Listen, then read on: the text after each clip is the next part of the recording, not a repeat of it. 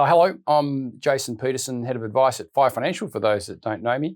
I'm here today with David Bassanese, the Chief Economist and Chair of the Investment Committee at Betashares. There's been quite a few updates of late to our portfolio, or your portfolio, more to the point, and I thought I'd spend today sharing some thoughts from David on some of the key changes that have been made lately. Welcome, David. Great to be with you, Jason. Great to be with you all today. So, David, a few changes. And we'll go through a few key points. One of the first ones I wanted to talk about was obviously the recent rebalance. And you've introduced currency hedging into the portfolio. So I'd like to share, obviously, with our clients, rationale for that and where you see, for example, the Australian dollar going, obviously, because we're obviously hedging for a particular reason, but if you'd like to share the rationale behind that. Yeah, so hedging, so let's remember when we invest overseas, so a good chunk of the portfolios are invested in Australian equities, but also international equities. Now, if you just go overseas and buy international equities, you're taking on currency risk, and the traditional way of investing overseas is unhedged. What that means is that if you own overseas shares and the Aussie dollar goes up, and so when you convert that, you eventually sell and convert it back to Aussie, you actually get less of a return and vice versa. So you're getting two sources of return when you're unhedged. So hedging basically takes out the currency aspect to that. Now, we've introduced some of that. But interestingly enough, unhedged equities, global equities, tend to be less volatile over time than hedged equities. Gets a little bit complicated, but basically the Aussie dollar moves inversely to global equities generally. So when equities are going up globally, things are looking good. Aussie dollar tends to strengthen, which tends to dampen the return of those on a unhedged basis and vice versa. So ordinarily having unhedged global equities is good. But the issue is over say 3 to 5 year periods, you can get times, as we've seen historically, the Aussie dollar can rally for a long time and it can weaken for a long time. And so if you're completely unhedged, you're going to get periods of time where your returns are going to be less than they would have been if you're hedged and vice versa. So we basically, to reduce the volatility of returns from international equities over, say, a 3 to 5 year period, so over sort of an intermediate time period, we've introduced some hedging as a result. So the idea being that, your return from global equities now will be not as dependent on the course of the currency. You're sort of reducing your exposure to the currency, if you like. So I think we moved to 30% currency hedged. So reasoning behind the 30 is the science behind that? Yeah. So there is a balancing act. So as I pointed out, unhedged equities generally are a bit less volatile than hedged equities. So the more you increased hedged equities, the higher the volatility on a year-to-year basis of your global equities.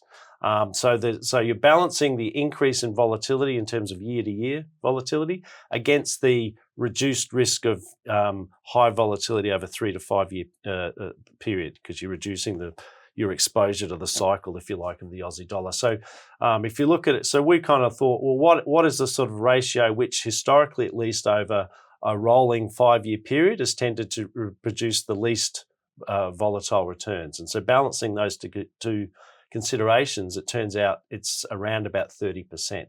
And so that's where we've come down on that number. That's the science behind that number, if you like. So just to summary, that's the number that tends to lead to the least, lowest volatility of returns on overlapping 5 year periods. So in any 5 year period, the probability of a high variability of return is going to be lessened. Yeah, which for our clients is quite important. Yeah, the less volatility, the less fear. And I should also point out, like over the long run, the Aussie dollar's tended to go sideways against global currencies, certainly since the mid-1990s. When it first floated back in the 80s, it's dropped like a stone, but really over the last decade or so, it's gone sideways. So in terms of long run return, it doesn't actually matter that much whether you're hedged or unhedged. So it certainly shouldn't hurt longer run return expectations of the portfolio. We haven't adjusted those at all, but it should help. Again, it comes down to not putting all your eggs in one basket. If you're completely unhedged, all your eggs are in that basket, and you're going to go through periods of time when the Aussie's rallying and your returns are going to be less as a result. Which is really interesting. Often talk to clients about their overseas travel. Aussie dollar falls, rises. strangely enough, when the Aussie dollar, where we've got the unhedged version of the portfolio, international portfolio, Aussie dollar falls. People, I hear it from clients that it's going to be a harder trip overseas, but in actual fact, where their portfolio is in an unhedged currency or unhedged international fund, they're actually making quite a lot more money than they're losing on their returns. It's really fascinating. David, next point is one of the key reasons we partner with Betashares is the best of breed focus of the portfolio, which is brilliant.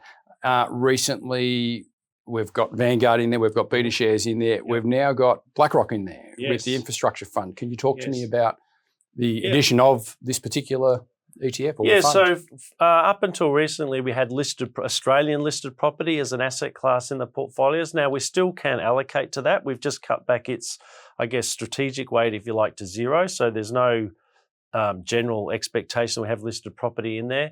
And that's because ultimately it's very stock heavy. One stock accounts for 30% of the listed property index. It's already well represented in the Australian market. It's something like 6 to 7% of the market. It is considered a separate, distinct asset class, and we respected that and we had it in the portfolio. But we've long preferred something like global infrastructure. It is a sort of a real asset type of exposure like listed property, but it's not just listed property. It's like electricity companies, pipelines, airports, infrastructure as you would expect. But there wasn't a ETF on the market that gave us that passive. And again, I stress our portfolios are passive, generally low cost passive indexes. iShares BlackRock came along with a low-cost passive global infrastructure fund. Although, they're one of our competitors, we did respect the fact that came along, and true to the best of breed philosophy of the portfolios, we included we swapped out the listed property, or effectively kind of swapped out listed property and put in global infrastructure. We didn't affect the Australian versus global switch. We actually then beefed up the Australian global equity amount. So dropping out listed property wouldn't reduce our Australian exposure and vice versa. And it's passive. It's very broad in scope across global markets. It's low cost, 15 basis points, all the things we like. Although, in some respects, BlackRock is an arch rival or competitor, we're true to our philosophy. We introduced that ETF into the portfolio, and that's key. That's absolutely key. Would you have an example of one of the major infrastructure companies within that portfolio that our clients would probably recognise? New Zealand Airport, for example, is one example. There's some pipelines in Europe and in the United States, but it's a whole mix of. I can tell you, like at a sector level, 50% of it is utilities, and so like electricity companies, for example. Real estate, we're talking about listed properties. Real estate's only something like 5% of the index, so it's in there, but it's a much better diversified exposure across. And again, what is property and why these are seen as distinct from typical company exposures is that their revenue is seen as somewhat more stable. It's more long, and it's keyed off, basically nominal growth, nominal GDP. So, the revenue that airlines make, that electricity companies make, pipelines make, it tends to be relatively more stable. It's not as subject to the vagaries of the cycle. And it tends to go up in line with inflation. So it is seen as a relatively less volatile. In fact, it is a relatively less volatile asset class. So global infrastructure has a lower volatility of return than global equities, without much of a reduction in return. So, for example, since 2010 to 2013, over the period where 23. You've had something like 9% annualized growth in global infrastructure versus 11% for global equity. So a little bit less, but the volatility is significantly less. Yeah. The sleep at night factor becomes quite important. I'll go to the next introduction into the portfolio is quality. So Australian quality companies have been introduced. We've already got international quality. Can you talk a little bit about the metrics behind how a company will fit into the quality ETF? So first and foremost, what do we mean by quality? Quality is seen as companies with, firstly, generally a higher above average return on equity. So for a given a pool of assets that a company may own, it's generating more profits off that than other companies. But you can generate high profits relative to your equity if you have a lot of debt. You don't have a lot of equity, a lot of debt. So one other constraint is subject to debt not being too high.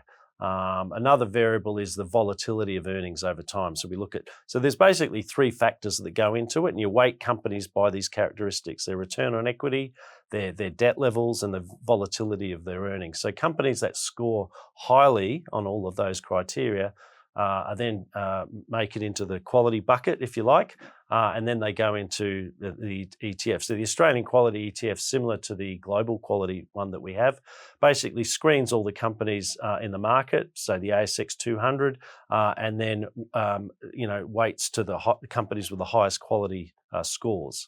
One thing we do a little bit differently in Australia is that if you just screen purely for quality across the ASX 200, you tend to get a lot of smaller mid-cap type companies, and if you did nothing else, it would tend to have quite a small cap bias, which can be all right, but the sort of size bias, if you like, swamps the quality effect. So if small caps are underperforming in the market, that would tend to underperform even though quality is doing well. So what we've done is we've kept an allocation to larger cap companies, but we weighted the weights to those larger cap companies is based on their quality scores. So there's a few little tweaks to it to still give you a good quality exposure in the Australian market, but without too much of a small cap bias. And the beauty of quality, I mean, again, if you see interviews with Warren Buffett, the first thing he looks at for companies is return on equity, because if a company can generate good profits from its assets, generally it can generate good earnings growth. And if you're generating good earnings growth, you're generally going to get good share price performance. So, you've got to respect the fact that if Warren Buffett likes it, it would make sense. Yeah. So am I right to say, David, these companies tend to perform over a longer period as well? They're not as volatile, generally speaking, but they perform over a longer period while those earnings play out. Yeah, I mean, it's true that the quality factor. So again, you look globally and you look in Australia and you screen companies, and again, it makes sense, right? If you have a higher weight to companies that have a high return on equity, again, they're generally going to have higher earnings performance, and companies with higher earnings performance have higher share price performance. Like one follows the other, and you see historically, not just in Australia but around the world, quality as a factor tends to do well. Not all the time, but generally speaking, over periods of 5 to 10 to 20 years, it's outperformed the normal market cap index. And generally, also another nice aspect to it is in sell-offs in the market. There's a gravitation toward companies with good balance sheets, good quality. So not only do they do well over the long run, they tend to drop by less in when markets sell off. So part of the rationale having that in the portfolio, again, once reducing that volatility as well. So what we've done, I mean, we do marry it to another factor, value. Without going too much into it, value companies are basically those that trade on a relatively low. If you rank all companies by their price to earnings valuation, those in the top half are considered growth companies, and those in the bottom half are considered value companies. And value historically has actually tended to outperform over time. Investors tend to oversell the losers, and then they tend to get oversold, and then they bounce back. So we have that, but the only issue with that doesn't outperform all the time. And so, in fact, in the last decade or so, value has had the biggest, drawdown, because we've had the rise of the US large cap tech companies, very high growth companies, very high valuations, but they've justified those valuations at least up until now by surprising on the upside in terms of their earnings. But we still like value as a factor, but what we've done is we've blended it with quality. The beauty of that is both tend to outperform over the long run, but they outperform at different times of the cycle. So when you put them together, you still get that outperformance, but you're reducing your what we call tracking error to the market, the times that you deviate from the market overall. So it comes back to they're not putting all your eggs in one basket, and achieving that diversification of factors. Critical. So can you give me an example of one of the Australian companies that meets the metrics? Yeah, so I mean, again, a lot of the large cap companies do meet the metric for value. Companies like CBA, as an example, is in the quality ETF. But one example is Macquarie Bank, for example. It meets the criteria in that it's a large cap company, but it also has good quality metrics. But as distinct from its weight in the quality ETF. Our quality ETF is higher than in a typical market cap index. And that's because Macquarie, compared to some other large banks, has better return on equity and manages its balance sheet a bit more more prudently, I guess, or certainly matches basically generates very good profits for its assets and doesn't rely on too much debt. So that's an example where the same company is in both the market cap index and the quality, but it has a high weight in the quality index. David, in the last couple of years, we've had the biggest drawdown, I believe, in history in bonds. So biggest drawdown, to say the drop in value, the performance of them, it was quite significant. Big question on clients' minds over that period, thinking that the bonds were going to form a defensive part of our portfolio. Didn't quite work out like that. And over the past probably 12, 18 months, lots of clients have been asking the question and saying, well, for example, why aren't we just in term deposits paying 4 to 5%? Interest rates were high, but we've stuck with bonds in the portfolio. Can you give some colour around that? Yeah, sure. So, I mean, firstly, bonds are a core part of the portfolio. Like the strategic allocation of bonds is pretty important. And tactically, we don't tilt that much away from that. But the reason they're there is because they generally offer a pretty good stable yield, and importantly, they tend to do, not always, as we saw a couple of years ago, tend to do well when equities don't do well. So when we have an economic downturn, growth is weakening, central banks tend to slash interest rates, bond yields tend to fall, which increases the capital value of bonds, and then bonds do well just when equities are doing badly.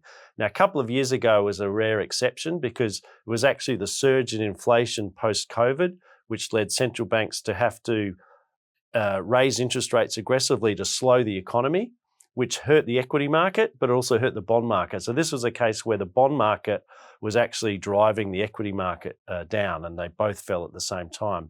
But what we've seen since then is that inflation's come down. Central banks are now gradually starting to cut interest rates. Bond yields are falling. We're actually starting to get positive return on bonds. So yes, 22 was certainly an exceptional period. Doesn't happen, it's not 100% always the case that equities and bonds will perform negatively, but generally, historically, they do. And bonds give you that diversification when you really need it, when you get a really bad economic downturn. And that's why they tend to do better than term deposits. So if you get an economic downturn, you're in term deposits, central bank will slash rates to zero. Eventually your term deposit will be getting you nothing. You only have to think back a few years ago where people were complaining about the very low return on term deposits. And you would have missed out on the big capital gains you would have got in the bond market. So ultimately, it does come down to that belief that bonds do provide that diversification when you need it, not all the time, but generally in periods of economic weakness, they will perform and provide that diversification that your portfolios need. So if we look over the last 12 months, I think it is thereabouts, we've seen our global bond exposure has returned something around about 9% mark. The Aussie bond exposure is running about 7.5%, which is really interesting that term deposits are paying up to 5%. So we're well ahead of that in terms of our total return. Yes. Where does Betashares see the interest rate outlook going forward? And obviously, you spoke earlier, when rates do come down, term deposit holders are going to suffer even. Yeah, so I think the relative return performance that you point out is going to continue. Over the next year, you're going to see term deposit rates come down even more. RBA has not started to cut rates yet, but it will, I think, by early next year as inflation in Australia comes down. And bond yields are going to keep falling, I think, and you probably continue to get good, close to double-digit returns on bonds because you're getting 4-5% yield. Plus, if you get another 1% decline in bond yields, it's another 5 or 6% return from a capital point of view. which is pretty exciting. Yeah, I mean, it swings and roundabouts in the bond market. The good part about today, it's almost a mirror image of 22, where we've gone from, again, the bond market driving equities down, and so both equities and bonds doing badly in 22. Now we're in what some economists call the Goldilocks sweet spot of the cycle, where bonds and equities are doing well because inflation's falling, central banks are being able to cut rates. Importantly, they're cutting rates without a recession. So economic growth is actually holding up, but they're able to cut rates because they don't need the economy to slow anymore because inflation's come down. So it's a very nice period in markets where both bonds and equities are tending to generate good returns. David, a lot of clients with mortgages that have come from 2 to 6% in the last very little while. What's the crystal ball outlook in terms of rates over the next, say, 3 to 6 months, I think? We've already seen other central banks cut interest rates, Bank of England, the European Central Bank, even the Reserve Bank of New Zealand, which tends to be very hawkish, the US Federal Reserve. RBA is lagging because inflation in Australia hasn't come down as quickly as it's come down in some other countries. But we think by early next year, we will have got inflation here closer to, say, 3 to 3.5%, which is getting toward at least the top edge of the band. And so the RBA can then start to reduce rates, which are currently restrictive levels. The cash rate in Australia is 4.35%. Long run neutral now is probably around 3%. So they'll be able to start, cutting rates and bringing, which in turn will feed through to mortgage rates. I think we've definitely seen the peak of interest rates. There was a brief period a few months ago where there was a fear that the RBA might actually raise rates even more. I never really believed that would turn out, but what had happened is they did push out the timing of the rate cuts. But rate cuts are coming, but it is contingent on inflation, catching up with what's happening around the world. All right, brings me to probably the last point. We'll talk about just the broader economic outlook and portfolio positioning, where we see things again in the next 3 to 6 months. Pretty encouraging backdrop. We've been calling this the soft landing scenario, where growth holds up okay, but inflation continues to come down, allowing central banks to cut interest rates. The fear a few years ago was that the very high inflation we had post-COVID, central banks are raising rates and it may take a recession to bring inflation down. The great news over the past year or so has been inflation's come down, but we haven't needed that recession. And now central banks are saying we don't need a recession anymore. So that, again, as I was saying earlier, that is good news for both bond markets and for equity markets. So I'm quite encouraged by the potential returns in the portfolios, because fixed rate bonds and equities are obviously a big part of the portfolios. We have tilted in terms of tactical tilts relative to our strategic benchmark. We are now a little bit overweight growth assets, so we think equities will do better than cash and bonds. Earnings growth globally is pretty strong. We favour global equities over Australian equities, so that overweight is in global equities and it's also in hedged global equities. So we have a new ETF, which quite neatly in one ETF gives you global exposure hedged, very low cost. So that's our main overweight there. And we also like gold. So within defensive, the defensive part of the portfolio, which can include cash, bonds and gold, we've scaled back our bond exposure a little bit. We were overweight bonds for a few quarters there. It did quite nicely with the decline in bonds. We don't dislike bonds, but you can't be overweight everything. We're overweight equities a little bit, we're overweight gold, and we're underweight cash. And so that's how, and we like gold because we think the US is going to be cutting interest rates more aggressively than other central banks because it raised rates more aggressively, so it's got more room to move. So that should lower bond yields, and it should lower the US dollar. And when both are falling, that tends to be positive for gold. So interestingly, gold's actually doing very well at the moment, even though inflation's coming down. So it's not keying off inflation at the moment, it's keying off bond yields in the US dollar. And so if you think both will continue to weaken, then you should expect gold to continue to strengthen, which is our base case view, which is why we've gone into a bit into gold. It's also I guess a bit of a hedge against geopolitical risk, which we haven't mentioned. So heaven forbid if tensions in the Middle East escalate a lot further, and or in Europe, and there's a safe haven trade that goes on, gold tends to be a beneficiary there as well. So there's two arguments for having some gold at the moment. I think that brings it to a close. Thank you, Jason. David, thank you very much for taking the time today. Really appreciate it, as will our clients. I look forward to bringing more of these probably every 3 months or so as the portfolio evolves, as it always does. There'll be changes. So look forward to this in the next few months. Once again, David, thank you very much. Great to be with you.